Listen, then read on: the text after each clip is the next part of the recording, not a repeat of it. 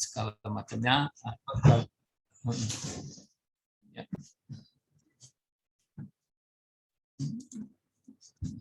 Lanjut slide. Ya, nah, kita tentunya perlu mengenal Undang-Undang Nomor 36 2009 tentang kesehatan. Ya, kalau definisi kesehatan sesuai di WHO, ini terjemahnya ya.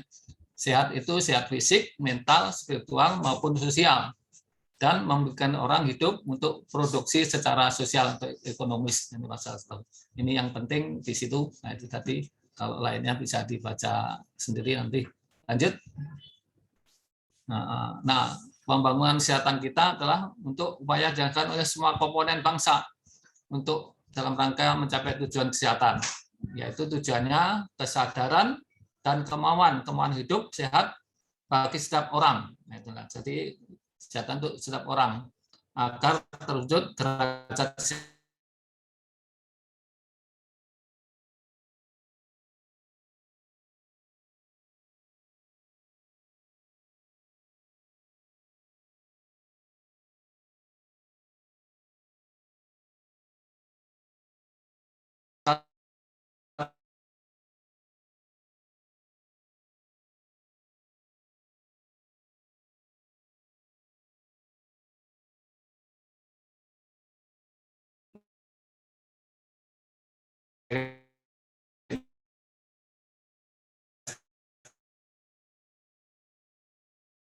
Mohon maaf dok, terputus sepertinya jaringan.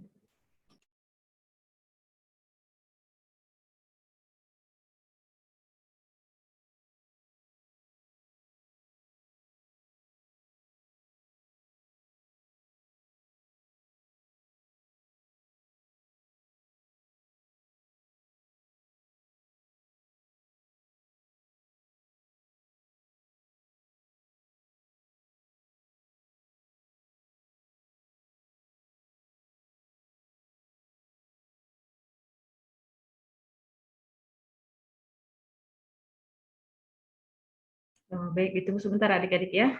Kita RPJM sudah itu tadi, bahwa kita kesehatan masyarakat ini tadi harus menjaga seluruh wilayah Indonesia. Nah, itu maksudnya. Visi kita masyarakat sehat, mandiri, dan berkeadilan. Lanjut. Nah, visi ini dituangkan visi misi Presiden, sebagaimana dalam 9 agenda nawacita, termasuk kesehatan itu di bidang program Indonesia Sehat. Itu dari agenda kelima, ada program Indonesia Pintar, Indonesia Sehat, dan Indonesia Kerja. Kita dibagikan program Indonesia Sehat itu tadi. Nah, dari Indonesia Sehat itu terbagi menjadi 3 sakti atau dari paradigma sehat. Nah, itu tadi yang berhubungan dengan pendekatan keluarga, dengan istilah germas, gerakan masyarakat hidup sehat itu tadi. Lalu yang kedua penguatan Yankes, nah itu tadi pelayanan kesehatan itu untuk meningkatkan mutu dan akses itu tadi. Makanya penguatan Yankes itu sampai ke mutunya ditingkatkan, aksesnya sampai ke pelosok, termasuk sampai ke perbatasan. Nah, itu kita di masa sekarang itu menjadi benar. Yang ketiga adalah JKN. Nah, JKN yang untuk membenahi pembiayaan itu tadi, maka perlu JKN. Ada keluarga sehat terpenuhi, termasuk tadi ada nutrisi sehat untuk akses tadi di terpencil maupun di perbatasan itu tadi. Lanjut.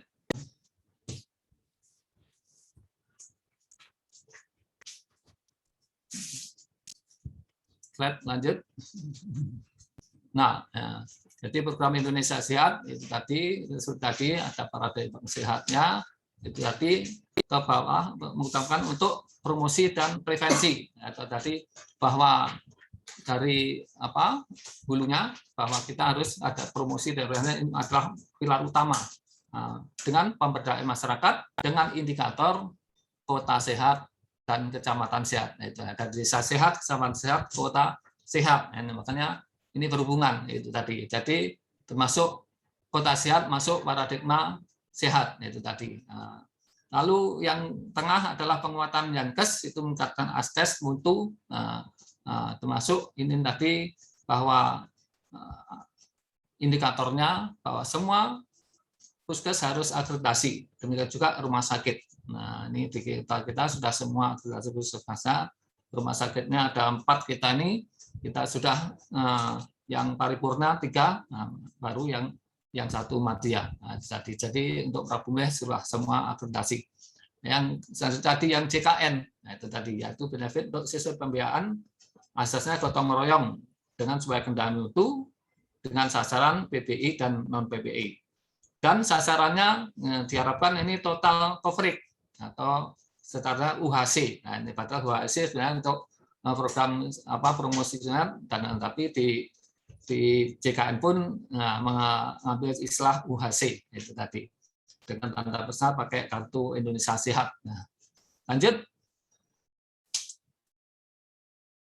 Nah, ini kalau mau belajar lebih lanjut, sehat dan kesehatan ini bukan hak asasi, tanggung jawab, dan kewajiban. Ini bisa dibaca sendiri apa pasal-pasal yang mendasarinya. Lanjut.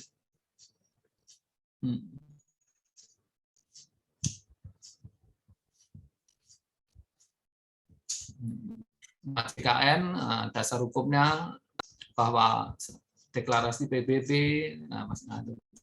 juga pasal sila 5 Pancasila maupun buat organisasi bahwa sehat untuk semua ini sudah dicanangkan untuk 2005 maunya dicapai, tapi biasa kita molor-molor. Nah, lanjut. Nah, di undang-undang kita pun pasal 28 bahwa ayat 1 hidup sejahtera lahir batin. Nah, ayat 2-nya ini yang khusus kesehatan berhak mendapat kemudahan perlakuan khusus memperoleh kesempatan dan manfaat sama persamaan dan keadilan, ini kesehatannya. Yang ketiga jaminan sosial. Nah, itu tadi. Inilah dari undang-undang sendiri pasal 28 ini mengatakan bahwa JKN ini sangat perlu, termasuk kesehatan itu menjadi hak masyarakat. Lanjut. Nah, itu tadi pasal 34 juga mengamanatkan fakir miskin terantar untuk dipelihara oleh negara. Ayat 2-nya negara mengembangkan sistem jaminan sosial bagi seluruh rakyat. Nah, ini yang harus kena di JKN-nya bahwa amanat pasal 34 ayat 2 ini mengangkat jaminan sosial. Ketiganya bertanggung jawab atas dengan fasilitas kesehatan. Itu tadi yang pilar kedua tadi, pas Yankes ya. Nah, ini jadi dari undang-undang kita 28 maupun 34 itu mengamanatkan untuk JKN maupun kesehatan. Lanjut. Nah, ini lebih jauh undang-undang tentang SJN dibentuk mulai sudah 2004 sudah ada. 2009, 11, 12, 13 sampai terakhir kemarin 2020 pun tentang tarif, kenaikan tarif yang tentunya tidak diterapkan serta-merta, tapi masih ada sebagian ditanggung pemerintah. Lanjut.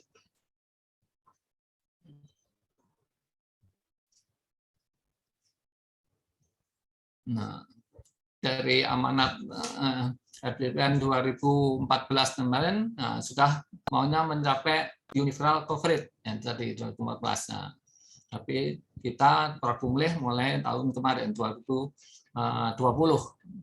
itu baru UHC yang tadi. Jadi amanatnya seluruh kabupaten nanti diharapkan seluruh masyarakatnya yaitu minimal 95 ke atas persen itu tercakup oleh layanan BPJS atau JKN ini. Mengapa harus sistem jaminan kesehatan nasional? Itu tadi. Nah, itu tadi. Bahwa manusia ini berisiko. Nah, dan juga manusia itu sifatnya short sighted, itu berpikir pendek ya, itu tadi.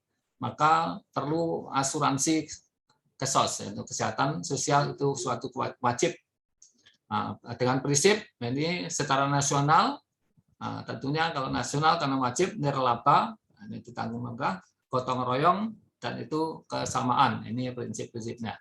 Jadi dengan adanya jaminan ini tidak ada terlambat keputusan karena tidak ada biaya. Nah, itu tadi. Lanjut.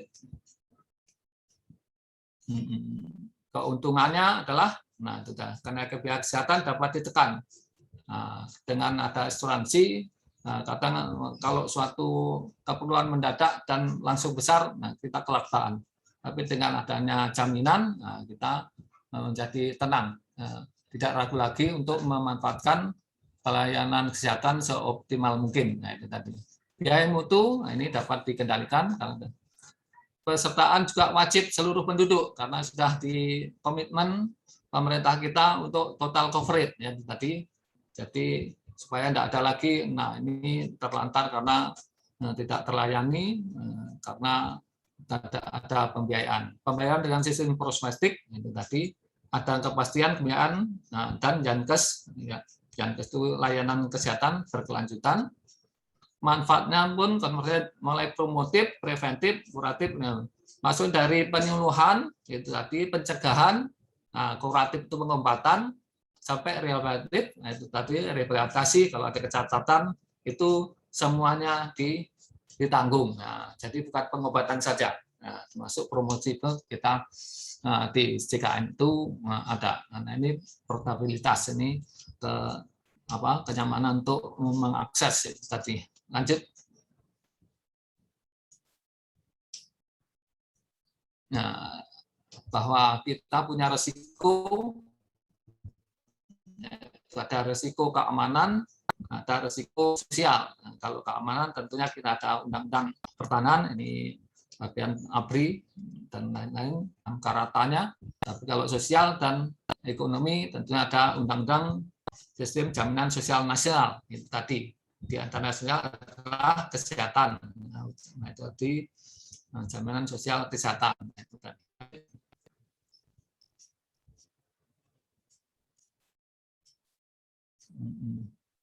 Nah, mekanisme asuransi kesehatan sosial,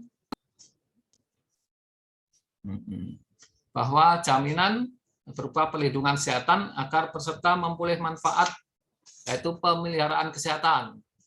Yang kedua, perlindungan dalam memenuhi kebutuhan dasar kesehatan yang diberikan kepada setiap orang yang telah membayar iuran atau yang dibayar oleh pemerintah. Nah, jadi yang mandiri harus bayar, tapi yang nggak mampu dibayar oleh pemerintah. Inilah JKN. Nah, lanjut.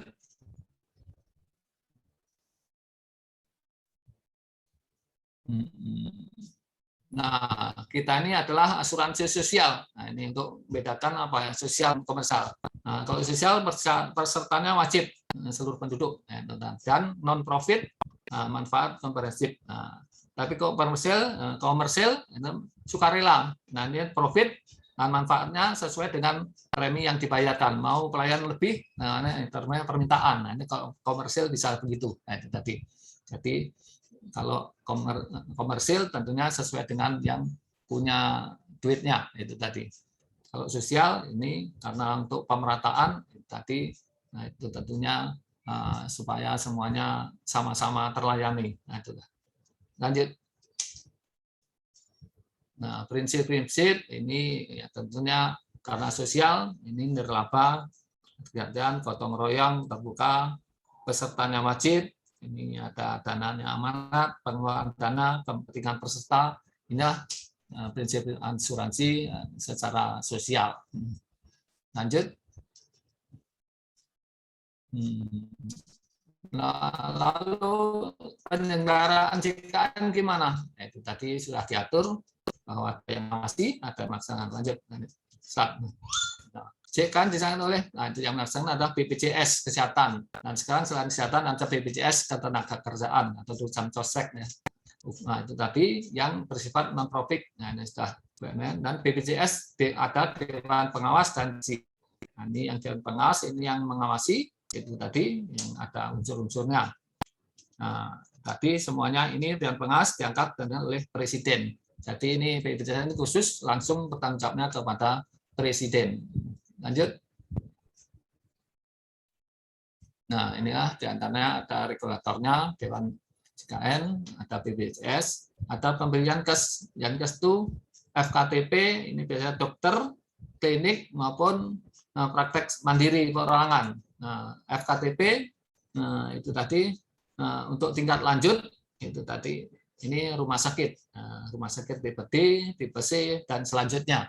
Itu tadi. Jadi yang pertama itu dokter praktek maupun klinik. Lanjut. Nah, peserta, ini untuk memenuhi peserta ini peserta wajib. Nah itu tadi. Karena apa? Kita ini sosial, terdiri dari penerima upah. Penerima upah yang membayarkan adalah pekerja dan pemberi kerja. Nah itu tadi. Lalu non pemerintah itu tadi itu kelompok keluarga secara individu. Karena yang tidak tentu ya, ini pendapat tidak tentu, makanya dia mandiri, bayar mandiri. Ini yang kadang agak sulit. Kalau yang atas tadi mungkin langsung dari perusahaan dipotong. Nah, lalu penerima bantuan iuran, nah, ini yang biasanya nggak mampu, pemerintah langsung bayari. Ini tadi, nah langsung dianggarkan dari pemerintah pusat maupun pemerintah daerah, APBN maupun APBD. Nah, inilah tadi komponen pesertanya, penerima upah, non pemerintah dan penerima bantuan. Nah, itu tadi. Lanjut. Nah, pengertian peserta orang termasuk orang asing bercamatan singkat 6 bulan di Indonesia. Jadi yang diasuransikan kita ini adalah pokoknya tinggal di Indonesia 6 bulan. Itu tadi orang warga, nah itu tadi menjadi tanggungan. Karena dimanapun kalau sudah menjadi warga di sini, nah tadi berhubungan dengan penyakit. Nah itu tadi juga. Lalu pekerja, setiap orang yang bekerja dengan menerima gaji, upah, imbalan dalam bentuk lain. Kalau pekerja dengan upah, setiap orang yang bekerja pemberi kerja dengan menerima gaji atau upah. Nah, ini tadi biasanya yang mandiri, itu tadi. Nah, kalau yang tengah ini adalah biasanya perusahaan bayar itu tadi. Nah, ini kalau ini swasta, kita pekerja penerima upah. Lanjut. Ada pekerja bukan penerima upah, setiap orang bekerja atau berusaha atas risiko sendiri. Nah, ini tentunya yang apa? Swasta atau mandiri. Nah, pemberi kerja ini orang, perseroan atau perusahaan yang mempekerjakan orang. Ini istilah.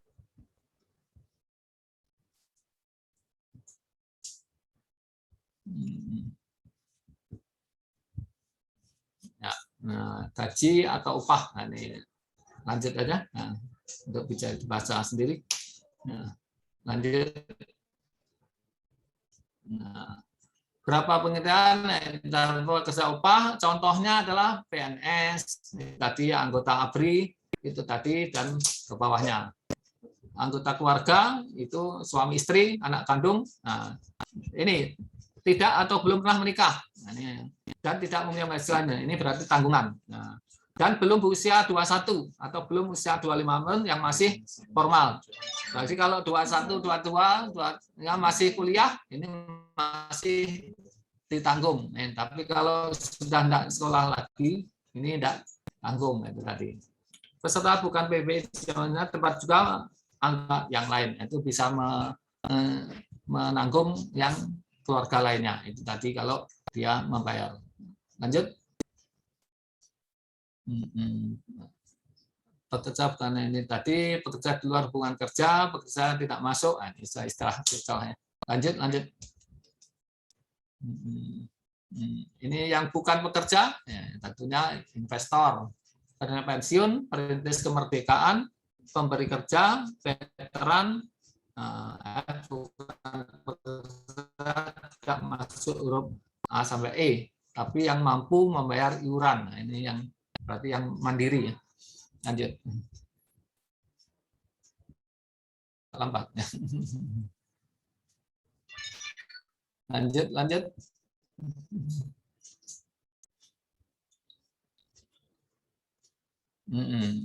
Syarat lokasi pendatang biasa syarat pendatang diatur gimana dan lokasinya di BPJS tempat. Nah, itu tadi di domisili. Nah, Lanjut. Prosedur. Betul. Pemerintah mendaftarkan PBI jaminan peserta kepada BPJS. Nah, biasa dari Dinas Sosial itu meminta kepada daerah-daerah untuk masyarakat yang tidak mampu. Nah, itu tadi.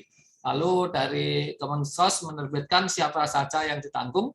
Ini tadi, maka pemerintah pusat menggelontorkan uangnya siapa berapa orang yang ditanggung di suatu daerah tersebut. Nah, lalu dua, memberi kerja mendapatkan pekerja. Ini tentu perusahaan-perusahaan mewajibkan itu untuk pekerjanya didaftarkan sebagai peserta BPJS itu kesehatan. Yang ketiga, kalau bukan pekerja atau perusahaan wajib mendaftarkan diri. Ini yang mandiri, keluarganya sebagai peserta ke BPJS. Jadi yang menghasilkan tapi tidak di bawah perusahaan, nah ini mendaftarkan sendiri. Nah itu tadi. Lanjut. Hak kewajiban berhak peserta memperoleh identitas dan manfaat kesehatan. Itu tadi di fasilitas kesehatan yang bekerjasama dengan BPJS. Ini yang perlu digarisbawahi. Ada fasilitas yang mungkin belum bekerja dengan BPJS. Makanya jangan sampai karena punya kartu lalu sembarangan. Tanya dulu bekerja sama dengan BPJS enggak? Nah, kalau enggak bekerja berarti BPJS tidak nanggung. Nah ini jangan keliru. Nanti karena tahu-tahu besar, nah akhirnya harus bayar, merasa punya BPJS, ternyata yang dimasuki bukan rumah sakit atau fasilitas yang tidak bekerja sama dengan BPJS. Kalau kewajiban peserta tentunya membayar iuran atau kalau dibayarkan, lalu melaporkan data kepesertaannya ke BPJS, identitas saat pindah, ini yang perlu pindah, ini perlu juga dilaporkan, termasuk kalau anggotanya meninggal. Itu tadi. Lanjut. Masa berlaku itu tadi selama membayar iuran sesuai kelompok peserta. Lalu bila peserta tidak membayar iuran atau meninggal dunia maka pesertanya akan hilang. Nah, itu tadi. Nah, yang kedua ketentuan ini tentunya untuk masa sekarang ini ada toleransi yang misalnya dari mampu bayar lalu tidak bayar. Nah, yang utang ini masih diharapkan ditunggu membayar dengan diangsur itu tadi, dan dirubah pesanan yang dari bangkrut, dari yang dulu bayar sekarang bisa dibayari kalau memang istilahnya jatuh bangkrut atau PHK ya. Nah, lanjut. Tahap ini tahap dari pemerintah dulu mulai 2004 itu tadi mulai dari TNI, WNS, Polri. Tapi untuk tahap 2 mulai 1 Januari 19 diharapkan ini total penduduk untuk supaya masuk ini tadi. Lanjut. Pembiayaan ini tadi hampir mirip tadi. PBI dibayar oleh pemerintah yang dibayar tadi. Lalu peserta pekerja upah dibayar oleh pemberi kerja atau perusahaannya. Itu tadi. Lalu jaminan kesehatan peserta bukan pekerja itu bayar sendiri langsung. Nah, ini yang agak ya, karena bayar sendiri kadang lupa-lupa tadi. Itu tadi. Inilah 3 komponen pembiayaan. Nah, lanjut. Cara pembayaran itu tadi tentu BPJS kesehatan membayar fasilitas kesehatan tingkat pertama. Ini kapitasi. Nah, ini coba dengan bahwa kita ke BPJS untuk ke puskesmas atau dokter praktek yang bekerjasama dia sistem kapitasi. Nah, itu tadi. Itu maksudnya kapitasi tiap orang itu dianggap dibiayai sekitar 7.000 gitu aja itu tadi. Jadi kalau 5.000 dikalikan 5 kali 7 itu tadi 35 itu dilayani adanya itu. Nah, untuk mencukupkan untuk melayani peserta yang banyaknya 5.000 tadi. Ini kalau makanya kalau pasiennya banyaknya sakit, kadang sangat menipis. Ini kasihan dokternya. Karena sistem kapitasi. Sedangkan untuk rujukan atau tingkat lanjutan sistemnya adalah dengan klaim sesuai dengan pelayanan diklaim sebagai dengan JBGIS. Ini maksudnya ada paket paket layanan. Misalnya tipes ini dibayar sekian juta. Nah, enggak tahu pokoknya lama tidak, pokoknya sekian. Nah, ini yang kadang kalau kasihan sampai kronis, nah berlarut-larut, ini rumah sakit bisa rugi. Kalau pasien yang lain enggak ada yang singkat-singkat. Ini itu tadi yang perlu disadari kadang secara pembiayaan ini tadi sistemnya paket ya, tadi.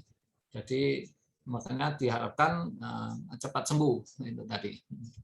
Lalu yang ketiga, jika suatu daerah tidak mungkin pembayaran transkapitasi, BPJS diberi untuk melakukan pembayaran dengan mekanisme lebih berhasil guna. Nah, tentunya ada sistem lain kalau tadi misalnya kapitasi sangat sulit, misalnya penduduknya sangat jarang itu tadi, tapi sangat perlu tentunya ada perlakuan khusus. Tapi kita di Sumatera di sini karena tidak terpencil, nah itu di sini tidak ada tadi. Lanjut. Cara pembayaran fasilitas kesehatan, pelayanan gawat darurat dilakukan yang tidak menjalin kerjasama dengan BPJS dibayar dengan penggantian biaya, ditangguhkan oleh langsung fasilitas kepada BPJS. Dan dibayar BPJS setara dengan tarif melalui wilayah tersebut. Nah, ini untuk emergensi ini masih ada toleransi untuk dibayarkan, tapi sesuai dengan standar ya, tidak boleh istilah lebih dari yang biasa dibayarkan ke yang bekerja sama. BPJS wajib membayar vaskes atas pelayanan diberikan oleh peserta paling lambat 15 hari sejak dokumen klaim diterima lengkap. Ini maunya. Nah, itu. Tapi sering kita dengar ternyata negara duitnya masih terlambat. Nah, pernyataan banyak yang lambat ya, masih. Lanjut. Cara pembiayaan tadi, besaran pembiayaan vaskes tentukan kesepakatan BPJS dengan asosiasi vaskes itu tadi. Ini sudah diatur ya besar-besaran ini. Asuransi vaskes sama menteri, termasuk asuransi rumah sakit ya. Itu tadi tarif-tarif rumah sakit ini atas kesepakatan itu tadi berapa besaran.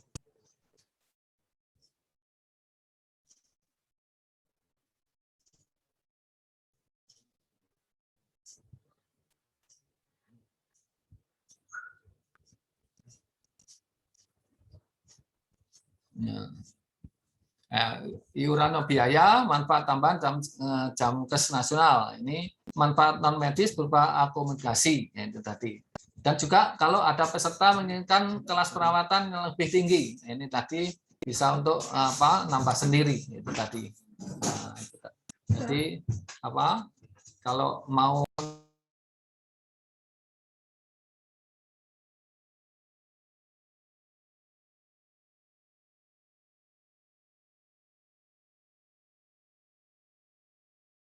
Mohon izin dok, termute ininya dok, mikrofonnya.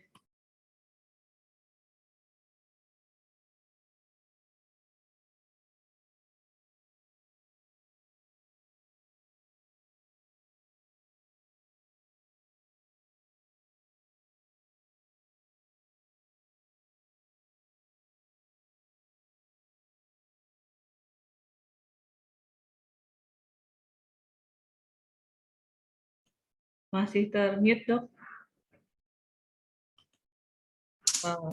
Oke, sudah hidup dok. Silakan dok. Ya, lanjut. Slide. Pelayanan itu tadi bahwa pelayanan kita ada manfaatnya medis, pelayanan kesehatan, ada non medisnya adalah akomodasi dan ambulan. Ini ambulan diberikan untuk pasien rujukan, pasien dengan kondisi tertentu, bukan permintaan pasien. Nah, tadi minta dengan rujukan itu tadi. Jadi lanjut.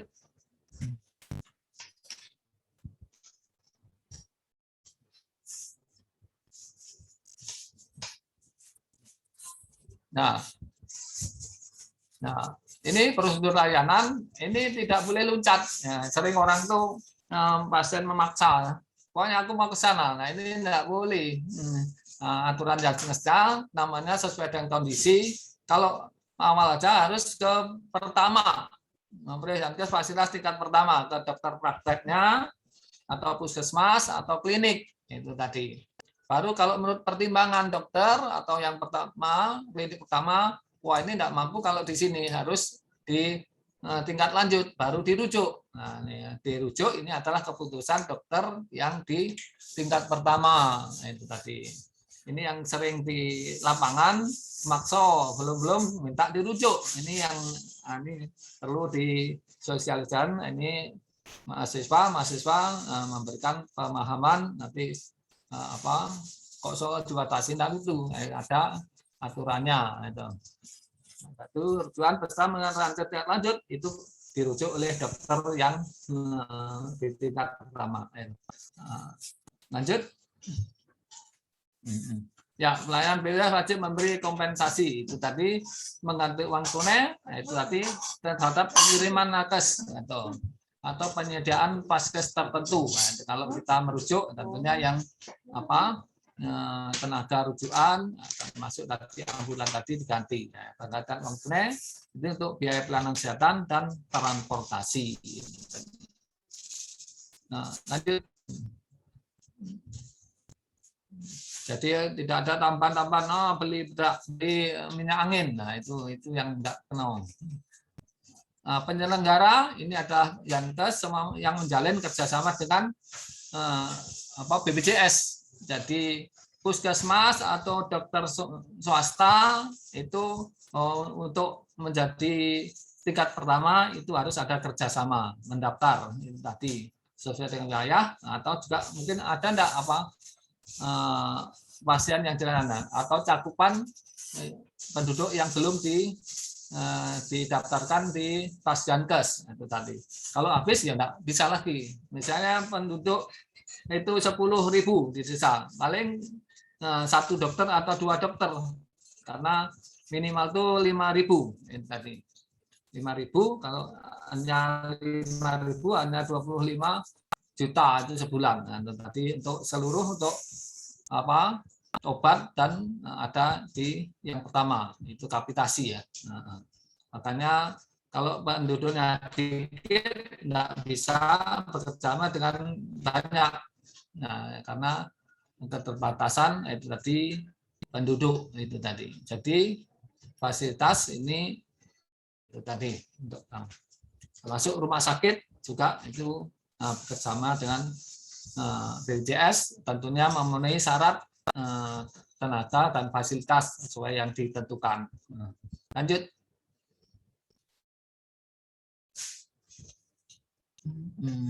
Manfaat ini adalah ya tadi Yankes, medis dan non medis sama tadi. Non medisnya ini ambulan, rujukan dan kondisi tertentu. Lanjut.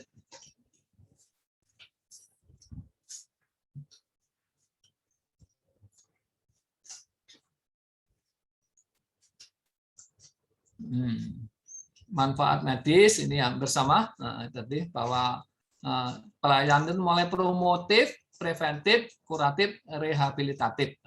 Rehabilitatif biasanya kalau setelah stroke, nah ini itu dipanasi, ditarik-tarik, nah itu namanya rehabilitasi. Ini rumah sakit biasanya sekarang sudah banyak itu tadi bahwa setelah sakit kronis pun ada namanya pelayanan rehabilitatif itu tadi. Kalau non medis nih biasanya untuk biaya ambulan, untuk rujukan. Nah, lanjut.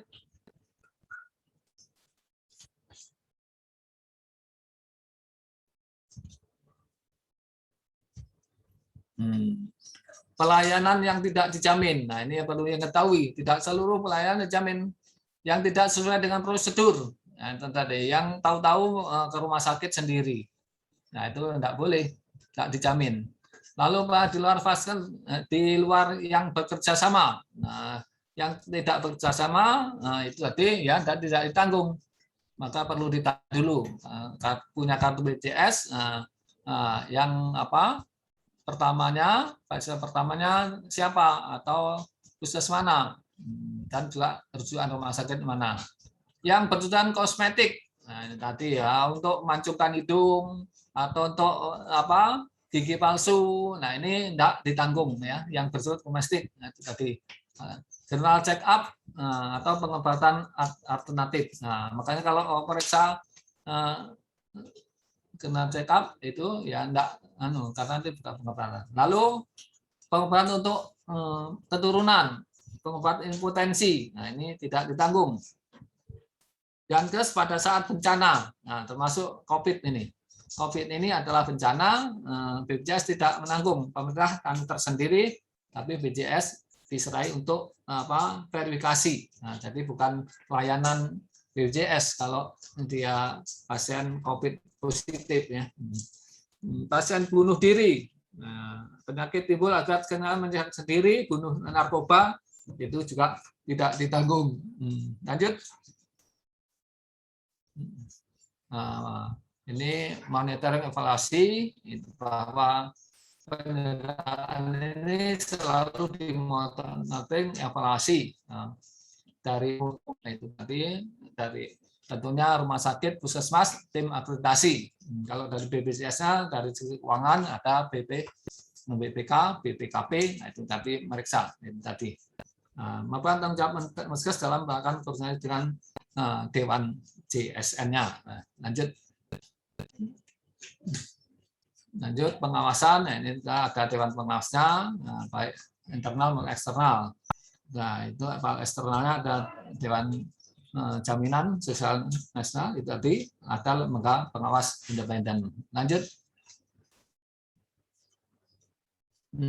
Penanganan keluhan. Nah, itu tentu ada hotline itu 500-400 keluhan-keluhan bisa disampaikan yang berhubungan dengan pelayanan JKN ini diselesaikan permasalahannya. Lanjut.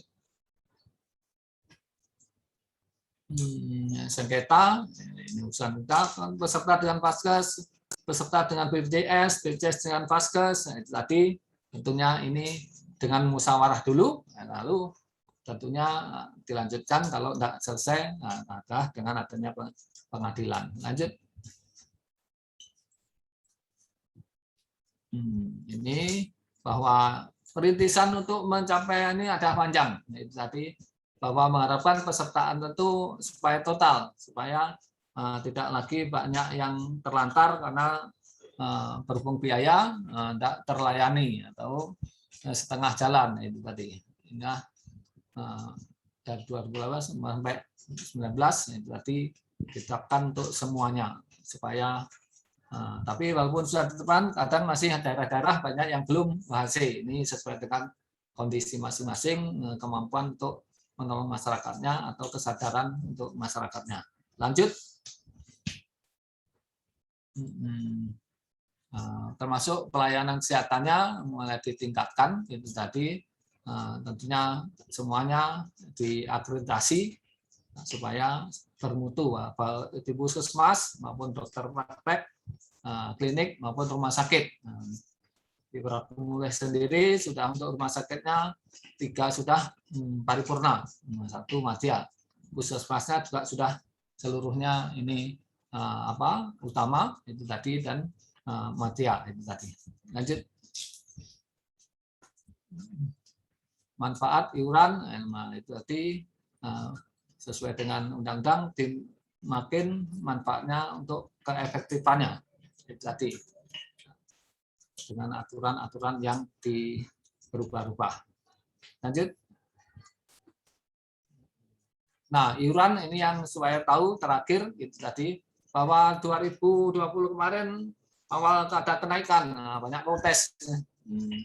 Maka ada awalnya pemerintah menanggung kemarin yang ada kenaikan 15. Nah, tahun ini pemerintah masih subsidi 7.000 untuk kelas itu tadi. Kelas 3 maupun kelas 2 itu tadi ada subsidi dari pemerintah untuk dari iuran untuk BPJS-nya itu tadi. Jadi walaupun kenaikan tapi tidak dikenakan serta-merta sesuai dengan kondisi kemampuan, makanya masih ada subsidi itu tadi. Lanjut. Nah, inilah Universal Coverage Kota Prabu Mulih. Dari Prabu Mulih mulai tahun kemarin sudah mencapai di atas 95 penduduknya yang ditanggung. Makanya ini disebut sebenarnya total coverage maunya. Tapi UHC ini sebenarnya istilah yang agak keliru. Karena masuk UHC adalah pelayanan promotif private yang tadi secara menyeluruh. Nah, kalau di istilahnya ini usaha iurannya itu tadi. Lanjut.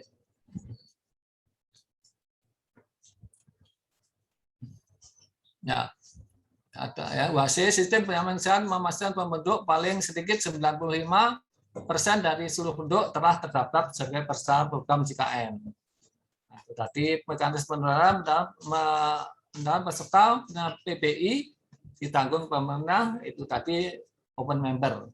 Nah, itu tidak memungkinkan bahwa komponennya tetap ada PBI, ada yang bayar sendiri, ada yang dibayar perusahaan. Lalu di jumlah dari 3 komponen itu sudah lebih dari 95%. Ini namanya UHC dalam hal JKN ya. Enaknya kalau dulu setelah daftar nunggu 14 hari, tapi kalau UHC tidak menunggu 14 hari untuk aktif BPJS-nya. Ini jadi kelebihannya UHC itu tadi sudah bayar kok belum boleh. Tapi kalau UHC pokoknya sudah terdaftar peserta langsung bisa dilayani. Nah, itu tadi. Lanjut. Syarat-syarat biasa fotokopi keterangan tidak mampu, peserta PBI, rumah sakit, rawat jalan, puskesmas.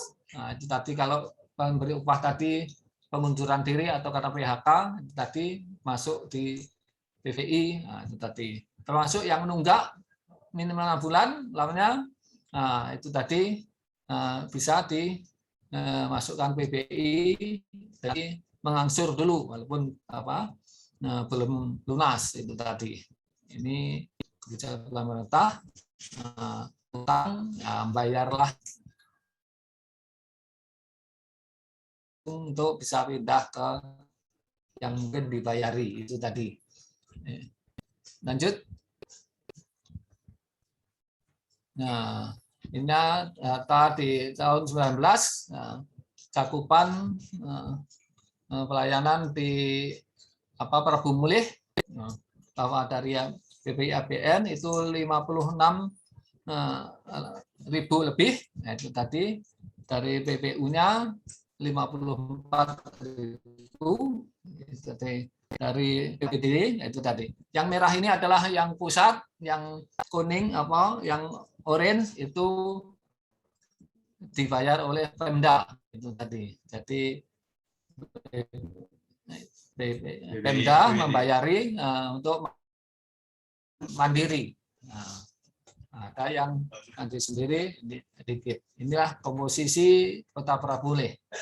Lanjut, ini 2019 ya. Lanjut. Slide, lanjut. Nah, loncat ya, yang 2020. Ini tadi, nah ini yang komposisinya hampir seimbang antara PBN sama PPU. Nah, terus dari pemerintah sendiri 38 atau APBD 38.075 itu tadi hampir dengan yang PPPU tadi. Nah, ini untuk 2000 tadi masih cover lebih dari 95, jadi masih UHC itu tadi tambah 97 ya. Lanjut. Nah, ini turun dikit ya. 2021 95,94%. Nah, jadi dari 3 tahun berturut-turut Prabu Mulih sudah UHC sehingga masyarakat yang terdaftar langsung bisa menikmati pelayanan BPJS, tidak harus menunggu 14 hari. Lanjut. Tadi jenis pembiayaan tadi dengan Kemencos, PBI APD Kota dengan APD Kota, PPU itu dengan perusahaan, yang PPPU atau PP tadi dengan bayar mandiri. Lanjut. Nah, tadi kan ada hal-hal yang walaupun sudah punya kartu BPJS, miskin, ada hal-hal yang tidak bisa ditanggung oleh BPJS. Maka pemerintah kota mengantisipasi itu, jangan sudah miskin masih harus bayar. Ini tidak fair. Makanya ada program pemerintah menunjang jaminan kesehatan nasional. Itu JAMKOT ya, itu tadi. Jadi hal-hal yang sudah masuk rumah sakit ini tidak ditanggung. Nah, ini tidak, tapi ini masyarakat pada sudah miskin. Karena masih walaupun tadi pemerintah kita bayar BPJS untuk menolong orang yang kurang mampu di Kota Prabumlih yang tidak ditanggung oleh BPJS tadi. Nah, lanjut.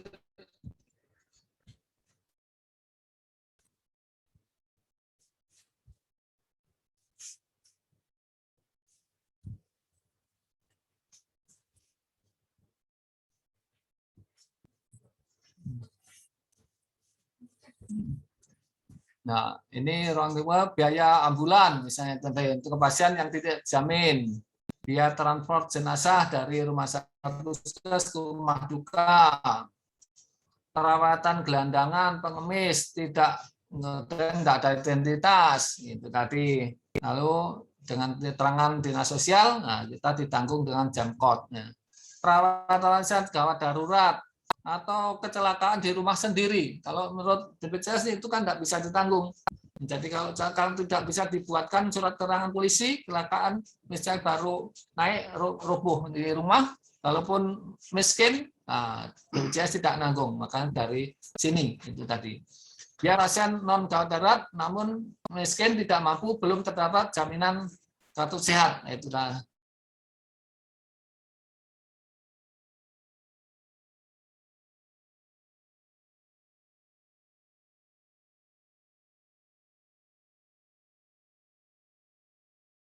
Oke, tunggu sebentar deh ya.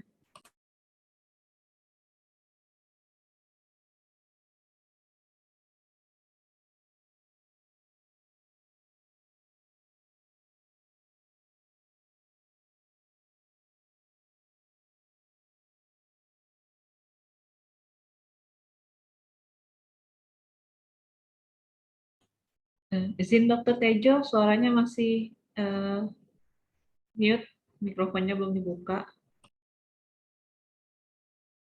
Oh, ya.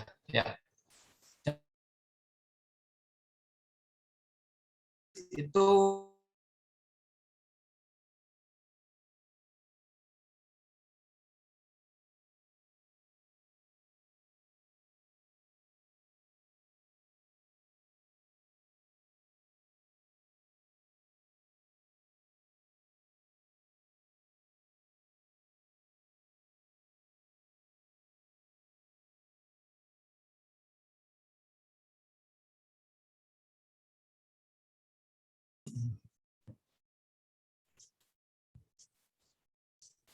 sudah dapat dengar, Ibu?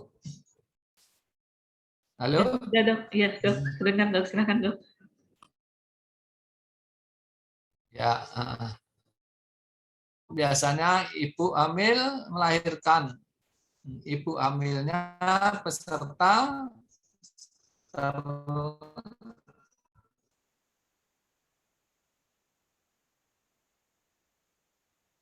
ngurus kakak. Nah, sampai akhirnya tidak tercapai 3 hari. Nah, makanya harus bayar. Nah, inilah kadang yang masalah gini akhirnya harus ditanggulangi oleh JAMKOT. Nah, itu tadi. Karena sudah lewat 3 hari, tidak bisa ngurus kartu BPJS-nya. Lanjut. Ya, perawatan dengan ODG orang dengan gangguan jiwa, tidak punya identitas. Nah, biaya pelayanan agak bencana, masa tanggap darurat, luar biasa atau wabah, kejadian imunisasi atau KIPI, pelayanan kesehatan bakti sosial yang bersama dengan lain, pelayanan kesehatan peserta event olahraga lokal, masih ada event di Prabu Mulih, nah kecelakaan di olahraga, nih tentunya yang bisa nanggung ini Jamkot, ya.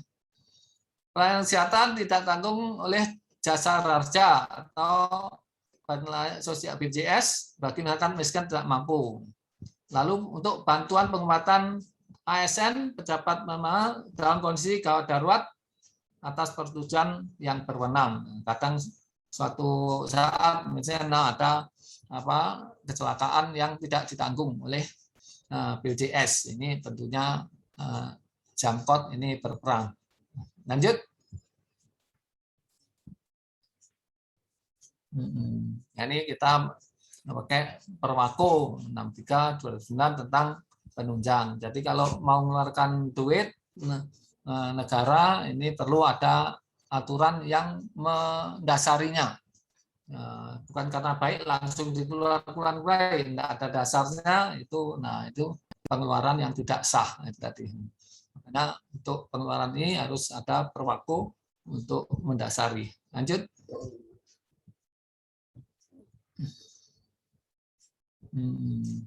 Nah, tujuannya itu dari memberikan kepastian pelayanan kesehatan kepada masyarakat yang belum mempunyai jaminan, memberi kepastian pelayanan kesehatan yang tidak ditanggung tadi JKN, memberikan kepastian pelayanan kesehatan masyarakat dalam kondisi tertentu, dan pengelolaan keuangan yang transparan dan transparan dan akuntabel. Itulah tujuannya. Lanjut.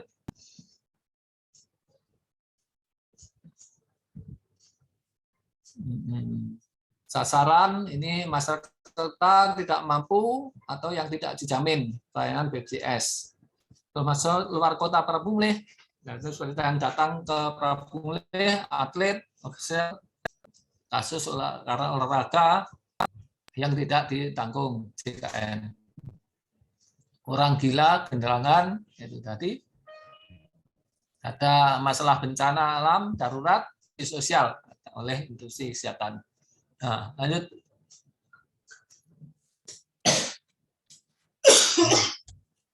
Kalau syarat-syarat mungkin seperti ini, supaya ada identitas, keterangan tidak mampu, yang tidak terdapat jaminan selain, kalau tadi rujukan dari emergensi atau direkomendasi oleh dinas sosial, atau surat tugas kalau ada event-event ya tadi mengalami kecelakaan atau akibat dari olahraga.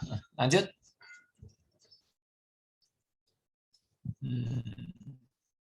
Ini selain itu ada namanya jam persal. Jadi kalau melahirkan itu supaya tidak terlambat, tidak ada pertimbangan, tidak ada biaya, atau oleh tenaga medis di fasilitas kesehatan itu tadi. Kita adakan jam persal itu tadi. Jadi ditanggung oleh pemerintah. Lanjut.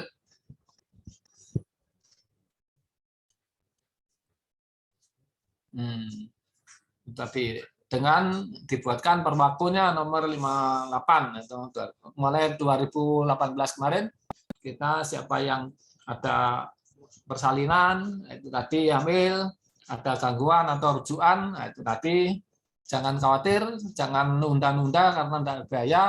Pemerintah Prabu Mulih itu menyiapkan dananya untuk menanggung itu tadi biaya yang akan dikeluarkan. Itu supaya tentunya mengurangi kematian ibu atau kematian bayi lahir.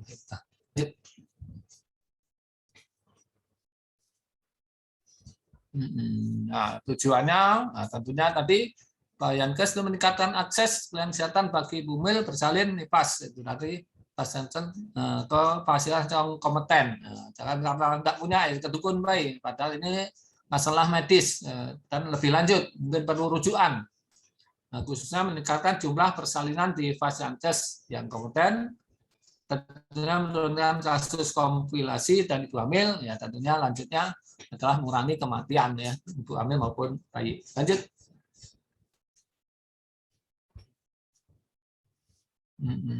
Persyaratan, nah ini KK, keluarga, penduduk, surat pernyataan tidak pungut biaya yang ditangani materai pasien, pemberi layanan. Persyaratan menggunakan tidak menggunakan jaminan BPJS yaitu tadi, dan asuransi kesehatan lain tadi. Surat keterangan tidak mampu oleh lurah itu tadi. Nah, tapi kalau komponen yang sudah ada yang di BPJS tentunya tidak ditanggung. Ini yang tidak ditanggung. Lanjut. Nah, ini diantara contoh-contoh kemarin klaim kasus-kasus jam persal.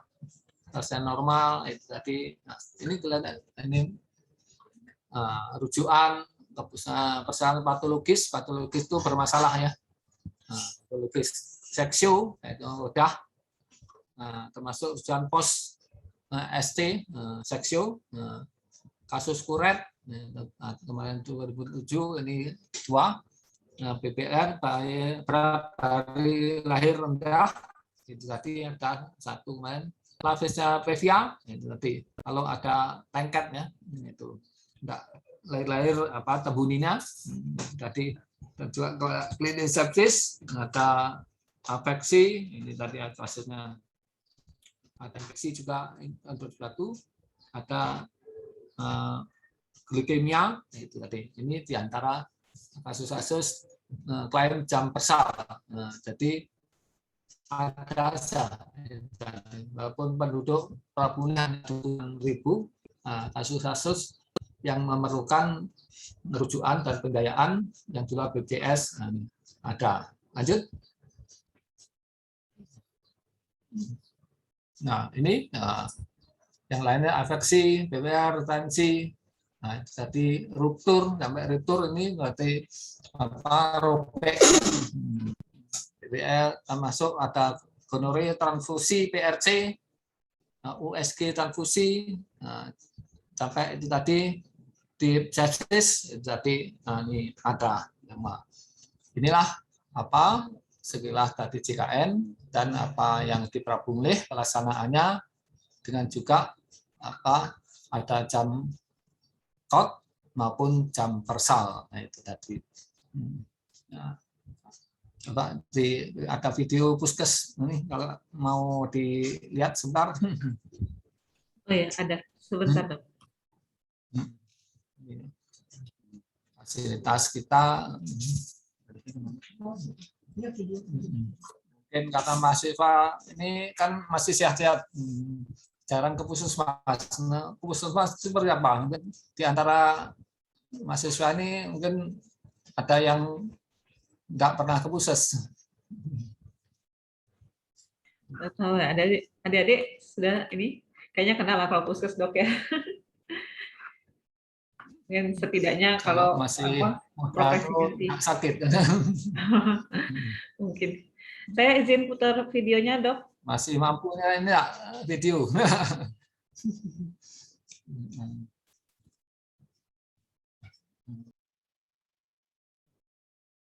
Ada satu lagi.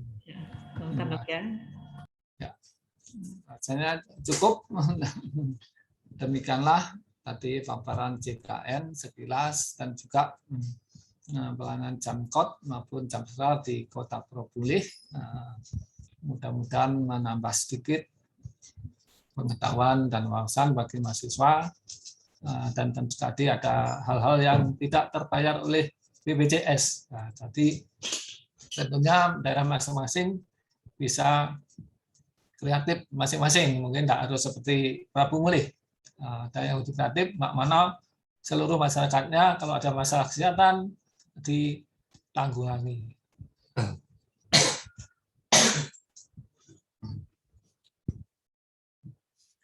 Silakan kalau ada masih komentar atau pertanyaan yang mungkin mampu dijawab, kita sampaikan. Ya baik, terima kasih sekali lagi Dr. Tejo sudah memaparkan tentang kebijakan jaminan kesehatan di Kota Prabu Mulih dan cukup menggembirakan sekali dok ya warga di Kota Prabu Mulih bahwa kalau sudah menerapkan URC tadi jadi apa kayak kepesertaan semesta dok ya. Jadi sehingga tidak perlu menunggu 14 hari seperti yang selama ini dikhawatirkan oleh mungkin warga di kota lain gitu dok ya. Oke. Baik adik-adik, jika ada yang ingin didiskusikan atau ditanyakan lebih lanjut kepada Dr. Tejo, saya persilahkan. Ini karena di kolom chat masih kosong. Mungkin ada yang mau bertanya langsung, raise hand, boleh silahkan. Ya.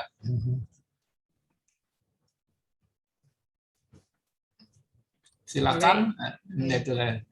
Prabu Mulih ini adalah kota kecil ya tadi, dan dari segi pendanaan itu juga termasuk kecil. Kalau di Jawa ini seperti Blitar, ini tidak belum sampai anggaran belum sampai 1T. Tadi komitmen wali kota masyarakat miskin diutamakan itu tadi. Jadi pelayanan kesehatan walaupun kita fiskal kecil diusahakan untuk UHC secara JKN tadi. Iya baik, tapi dimulai dari kecil itu banyak yang akan contoh itu dok.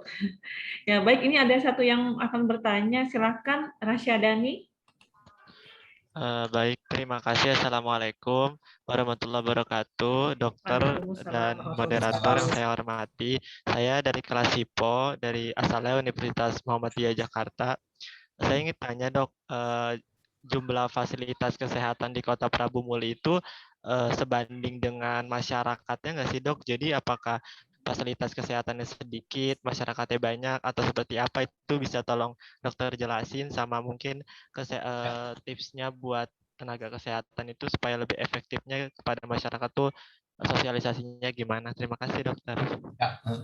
Ya, Prabu Mulih penduduknya 200.000 kurang dikit. Ini tadi terdiri dari 6 kecamatan. 6 kecamatan itu tadi 37 desa dan kelurahan itu tadi. Itu tadi kita punya puskesmas 9 itu tadi. Jadi ada kecamatan yang ada 2 puskes, ada yang 1 puskesmas sesuai dengan yang padat dan yang pinggiran walaupun luas katanya penduduk dikit itu tadi. Jadi dari 200 tadi puskesmas kita 9. Jadi rata-rata kalau 200 bagi 9 20 ribuan lebih dikit ya per puskesmas itu tadi. Rumah sakit kita ada 4 itu tadi, ini cukup banyak sebenarnya.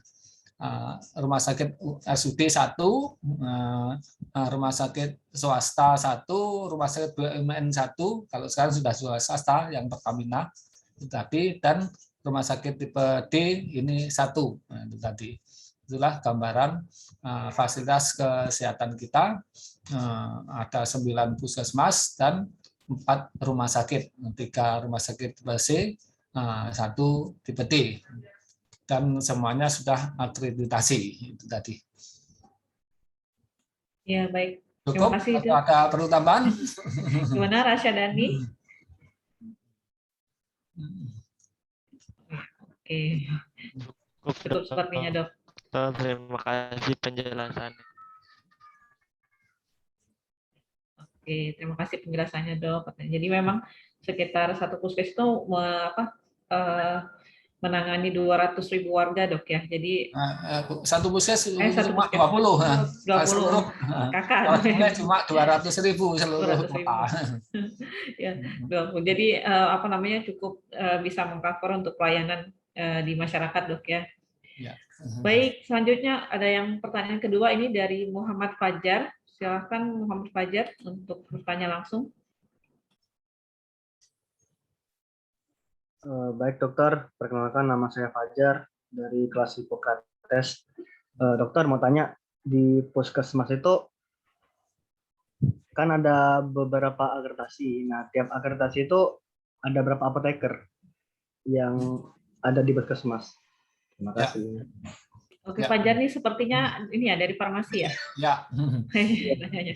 Ya, kita Prabu Mulih tadi sudah akreditasi itu tadi. Di samping itu juga tadi per puskesmas paling 20 ribuan ya. Nah, jadi rata-rata paling apotekernya cuma 1. Jadi yang di luar itu swasta banyak ya tadi. Apoteknya banyak tadi. hampir 20 kalau apotek itu tadi. Jadi yang di pemerintah ya tergantung puskesmas tadi 9, kalau di rumah sakit mungkin rata-rata ada 2, mungkin ada 3 itu tadi. Jadi Prabu Mulih tadi untuk itu cukup yang tadi. Tambah banyak tertampung oleh swasta ya. Jadi dokter, untuk apoteker sendiri di puskesmas itu maksimal 1 orang. Iya. Ya. Oke, baik. Terima kasih. Oke, baik. Terima kasih Fajar. Jadi tetap disesuaikan mungkin nanti dengan Ya, masyarakat. ini satu karena sesuai rasio penduduk ya. Iya, Kalau benar, mungkin di Palembang mungkin ya, yang kota mungkin sampai 2-3 mungkin kalau jadi satu puskesmas bisa mungkin 30-50 ribu, walaupun mungkin satu desanya kecil tapi padat. Kalau Prabu Mulih itu 100 kilo dari Palembang ya, itu tadi. Ya, baik. Terima kasih Dok. Jawabannya. Ini ada satu yang ini, Robi nggak mau bertanya langsung nih, bertanyanya lewat chat. Ya, saya bacakan saja Dok ya. Ini dari Robi Meliansyah dari Universitas Muhammadiyah Palembang bertanya mengenai bagaimana menanggulangi tanggungan BPJS yang membengkak, misalnya karena penyakit kronis, atau dan bagaimana gambaran jaminan kesehatan di negara maju. Oke, begitu. Terima kasih Dok. Ya. Kita tentunya sudah mendengar di pemberitaan yaitu tadi bahwa iuran yang dibayarkan itu kalau dibanding dengan pelayanan itu 1 banding 3. Jadi kita kalau bayar itu 100 juta, tagihan ke BPJS pelayanan itu 300 juta. Jadi mana ini istilahnya pemerintah ini nanggung kekurangannya. Nah, inilah yang kadang menanggung kekurangan ini yang sering terlambat. Nah, ini jangan ada pikiran dipakai ini dulu, yang iuran aja kurang itu. Nah, itu tadi. Jadi ini karena ini menunjukkan sebenarnya kelemahan kita di hulunya harus lebih gencar. Jangan sampai ke pelayanannya sudah parah ya, sehingga memperbesar pembiayaan per pasiennya. Nah, kalau pasiennya tidak begitu berat, tentunya pembiayaan kecil, sehingga mungkin pekpok ya, istilahnya iuran itu cukup. Tapi karena kronis, yang lama tadi harus tanggungan, tapi lama akhirnya membengkak pembiayaannya itu tadi. Nah, tentunya karena kita ini sosial, tadi iurannya kecil. Jangan dibandingkan negara maju, itu iurannya besar. Jadi asuransi lebih biasanya untung. Kalau asuransi pemerintahan tidak untung, masih nanggung. Ini yang perlu disadari itu tadi. Dan tentunya ini adalah sistemnya keputusan kita karena masyarakat kita banyak dan secara ekonomi tidak seperti mungkin negara maju, kita menanggung dan gotong royong itu tadi. Nah, tentunya kita berusaha makin baik tentunya kalau kita ekonomi kita juga menggeliat lebih bagus itu tadi. Jadi itu jadi kita sosial, ada kelemahan sosial ini adalah mutu. Kalau kita pernah perbandingan waktu di Thailand antara Kanada dan Amerika Serikat, tentunya mutu pelayanan bagus di Amerika Serikat. Bayar mahal itu juga ada orang kecenderungan menjaga supaya tidak. Nah, kalau sering merasa dibayari, ini sering tambah tidak jaga seenaknya. Ini perbandingan ya, pernah waktu di kemarin perbandingan sistem sosial dan sistem kapitasi dalam pelayanan kesehatan. Kalau secara mutu ya lebih kalau dulu ya itu tadi bagus mutu kalau kapital tadi. Nah, tapi ya tadi pertimbangan masing-masing. Nah, kalau negaranya masyarakatnya penghasilan besar, tentunya kapitasi. Tapi kalau kita tentunya mungkin pertimbangan kita ya kita kan dibicarakan DPR. Kita sistemnya arah ke sosial tadi. Nah, itu jadi bisa juga untuk disertasi. Silakan. Itu tugas akhir dok ya. Iya. Nanti ada punya kesimpulan sendiri. Ini kita yang dari dulu waktu di Mahidol ya. Iya. Jadi ya Mahidol juga lumayan banyak untuk kasus infeksi tropis dok ya. Oke. Jadi mungkin sama seperti tema Kampus Merdeka kita ini kan kota sehat. Jadi kegiatan promotif dan preventifnya itu mungkin salah satunya strategi untuk menurunkan jumlah biaya yang dikeluarkan mungkin dok ya, salah satunya. Ya, jadi adik-adik juga nanti bisa belajar banyak. Ya dok, silakan dok. Jadi pelayanan bukan pengobatan saja ya, yang nanti itu kita ada namanya senam prolanis ya, bahwa termasuk kunjungan non kontak. Nah, jadi konsultasi sebelum sakit. Nah, itu ada itu. Nah, ini yang mungkin masyarakat belum begitu masakan nunggu sakit baru bergerak. Nah, sebenarnya baru sakit sudah harusnya konsul tidak harus datang ya. Iya, mungkin keburu takut ya. Itu tadi. Sebelum sakit masih baru langsung aja konsul, tidak harus datang kalau sudah perlu obat. Nah ini yang tadi manfaatkan yang tadi promotif ya. Jadi memakai fasilitas sebelum sakit. Nah itu tadi termasuk mau bangun rumah, ini ventilasinya, ngadep sini termasuk ini sehat atau tidak, salam di sini. Nah, itu termasuk promosi itu tadi. Jadi diharapkan mahasiswa motivasi pemanfaatan promosi kesehatan daripada kuratif kesehatan tadi. Nah, baik, terima kasih Dr. Tejo jawabannya. Ya. Baik, selanjutnya adik-adik apa ada yang ingin didiskusikan lagi? Boleh dipersilakan.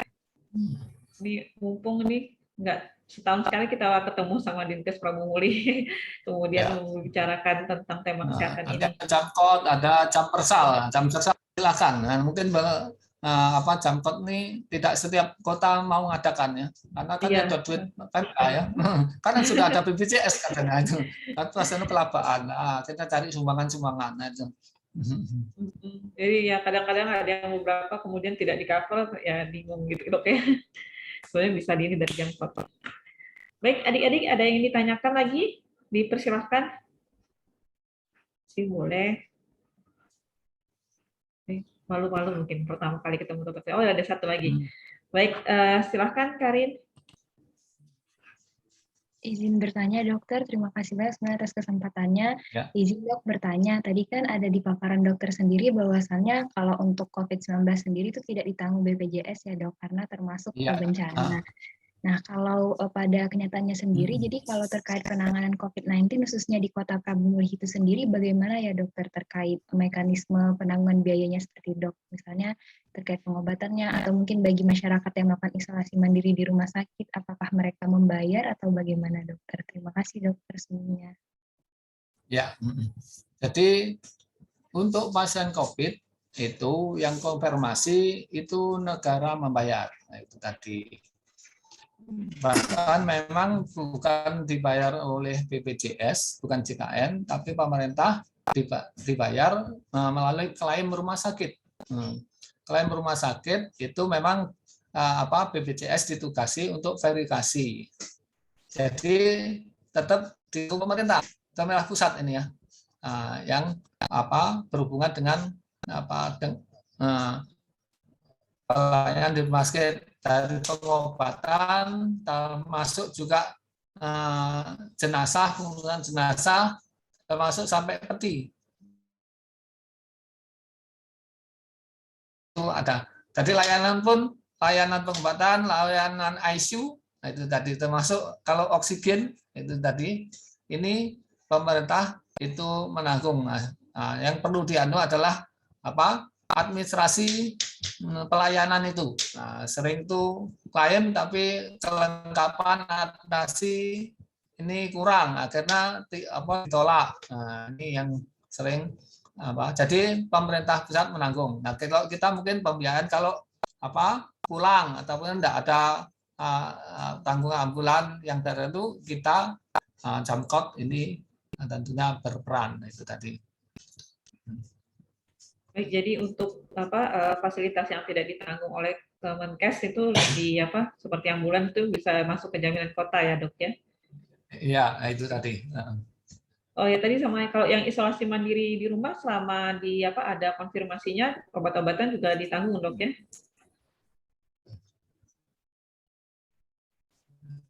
Iya, kalau kita dari pusat kan sebenarnya juga ada, tapi yang di mandiri itu kan dokter umum, dokter dari puskesmas yang menentukan itu perlu ditambah obat antivirus atau tidak. Ini yang sering jangan berarti tidak setiap yang positif itu dikasih. Ya itu yang jangan. Tapi kalau mungkin vitamin itu masih boleh. Kalau antivirus ada pertimbangan-pertimbangan medis ya. Nah, jadi perlu mahasiswa juga tahu. Wah ini kenapa enggak dikasih? Nah ini pertimbangan masih. Oh ini enggak perlu dikasih. Atau ini kontraindikasi karena obat antivirus itu keras. Nah, nanti tambah dikasih tambah timbul anti alergi alergi. Ya itu perlu sudah kadang sakit kan namun ini enggak dikasih obat nanti tidak setiap orang yang positif dikasih antivirus. Nah, tapi yang penting adalah virus itu kalah dengan peningkatan daya tahan tubuh, makan tadi tentunya yang sangat kalau kondisi saturasi menurun, ini kalau yang perlu ke rumah sakit ini jelas harus segera dirujuk karena perlu oksigen. Pada bulan-bulan Juli kemarin ada peningkatan kasus-kasus yang kelihatannya mungkin variasi lain, delta atau dan semacam sehingga meningkat. Nah, tapi untuk bulan ini mulai menurun. Nah, itu tadi.